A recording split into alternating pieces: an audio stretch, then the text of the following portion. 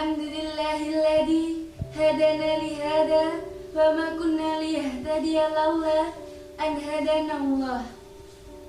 Asyhadu an la ilaha illallah wahdahu la syarikalah wa asyhadu anna Muhammadan abduhu wa rasuluhu la nabiyya abda amma ba'du. Yang pertama-tama, marilah kita panjatkan puji syukur kehadirat Allah Subhanahu wa taala karena dengan rahmat-Nya senantiasa kita diberi kesehatan. Perkenankan saya menjelaskan tentang larangan zina di dalam Islam. Apa itu zina? Zina berasal dari kata zana yasni yang artinya hubungan layaknya suami istri antara laki-laki dan perempuan yang sudah balik tanpa ikatan pernikahan yang sah menurut syariat Islam. Zina dilarang oleh agama karena di balik perbuatan tersebut mengandung kerugian dan mudarat bagi manusia. Di dalam Islam, zina diklasifikasikan menjadi dua macam. Yang pertama, zina muhson. Zina muhson adalah zina yang dilakukan oleh orang yang sudah atau pernah menikah, baik suami atau istri, maupun yang tidak beristri atau tidak bersuami. Yang kedua, zina ghairu muhson. Zina ghairu muhson adalah zina yang dilakukan oleh orang yang belum pernah menikah. Berikut adalah firman Allah Subhanahu wa taala tentang larangan zina dalam Islam. Bismillahirrahmanirrahim. Wala taqrabuz zina innahu kana fahisyatan wa sa'a sabila. Dan janganlah kau mendekati zina. Sesungguhnya zina adalah perbuatan yang keji dan suatu jalan yang buruk. Quran Surat Al-Isra ayat 32.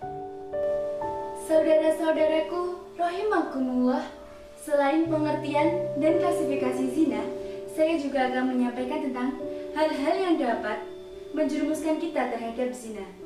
Apakah itu? Sebagai berikut. Yang pertama, berpacaran. Pacaran merupakan sesuatu hal yang dianggap lumrah di kalangan anak muda saat ini, bukan? Padahal pacaran termasuk perangkap setan yang menjerumuskan anak muda untuk perbuatan maksiat, yaitu zina. Yang kedua, berduaan dengan lawan jenis di tempat yang sepi. Kenapa demikian? Karena ketika dua lawan jenis di tempat yang sepi dan bukan mahramnya, maka peluang yang sangat besar bagi setan untuk mengganggu manusia tersebut untuk melakukan perbuatan yang dilarang oleh Islam. Sebab jika seorang laki-laki dan seorang perempuan berduaan dan bukan mahramnya, maka orang ketiganya adalah setan. Yang ketiga, menyentuh perempuan yang bukan mahramnya dan melihat perempuan yang tidak halal baginya. Sesungguhnya Allah Subhanahu wa taala menciptakan penglihatan, pendengaran, dan hati agar manusia bersyukur.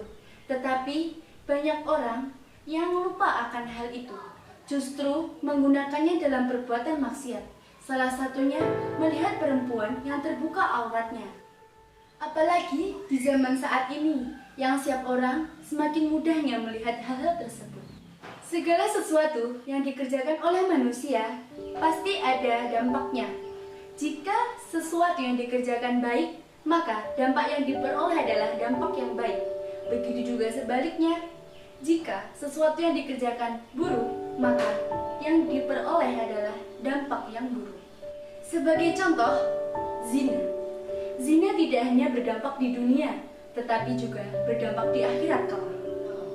Yang pertama, dampak zina di dunia dapat menghilangkan wibawa seseorang.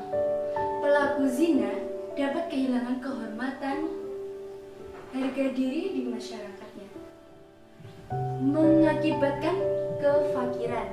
Mengapa demikian? Sebab pelaku zina akan mengejar kepuasan nafsu yang tidak jarang menghabiskan harta benda yang dimilikinya.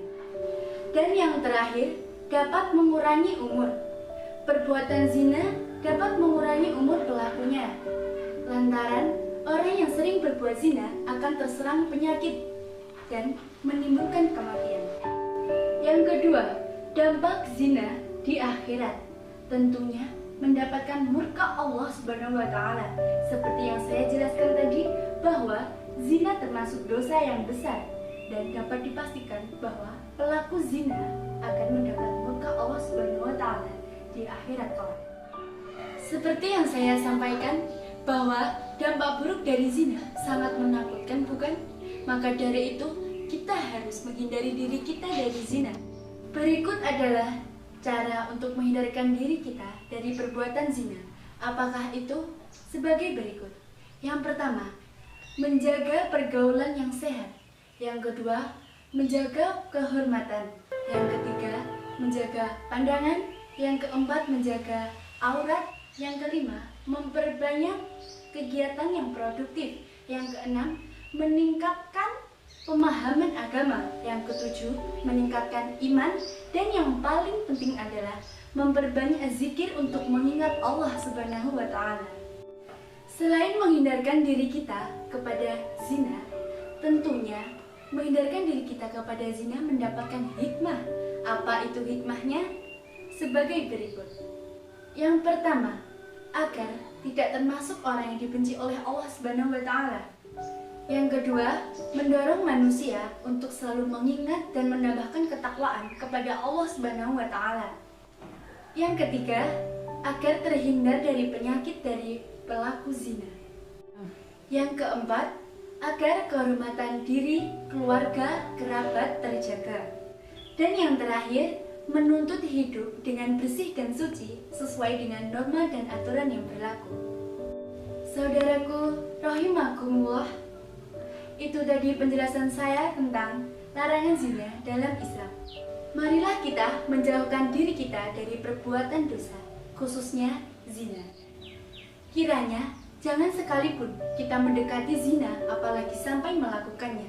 Sesungguhnya Allah Subhanahu wa taala sangat membenci orang yang berbuat zina. Maka jadilah manusia yang dicintai oleh Allah Subhanahu wa taala, bukan yang dibenci oleh Allah Subhanahu wa taala. Sekian yang dapat saya sampaikan tentang larangan zina dalam Islam. Bila ada kekurangan mohon dimaafkan. Wabillahi taufiq wal hidayah. Wassalamualaikum warahmatullahi wabarakatuh.